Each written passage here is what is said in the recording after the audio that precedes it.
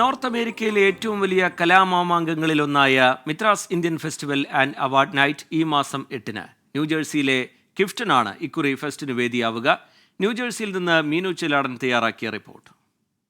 ജാതി മത ഭേദമില്ലാതെ വർഗവർണ്ണ വ്യത്യാസമില്ലാതെ കലയെ സ്നേഹിക്കുന്ന എല്ലാവരെയും ഹൃദയത്തോട് ചേർത്ത് നിർത്തിക്കൊണ്ടാണ് മിത്രാസ് 2011 യാത്ര ആരംഭിക്കുന്നത്.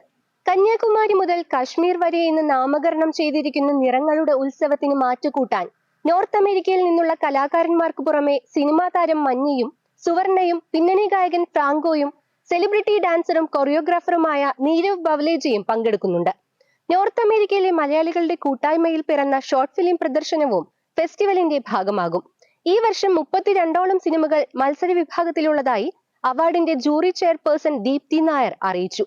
മറ്റു വർഷങ്ങളിൽ നിന്നും തികച്ചും വ്യത്യസ്തമായ അനുഭവമായിരിക്കും ഇക്കുറി പ്രേക്ഷകരിലേക്ക് എത്തുകയെന്ന് പ്രോഗ്രാമിന്റെ ഡയറക്ടർമാരായ സ്മിത ഹരിദാസ്, പ്രവീണ മേനോൻ, ജെംസൺ കുര്യാക്കോസ്, ശാലിനി രാജേന്ദ്രൻ, ശോഭ ജേക്കബ് എന്നിവർ അറിയിച്ചു. ഈ വർഷത്തെ ഞങ്ങളുടെ തീം കന്യാകുമാരി മുതൽ കശ്മീർ വരെ എന്നുള്ളതാണ്.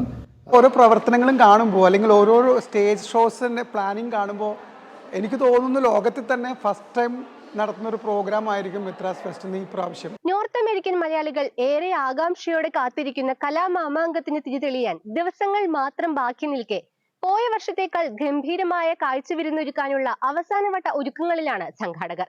മീനു ചെലാടൻ, 24 USA.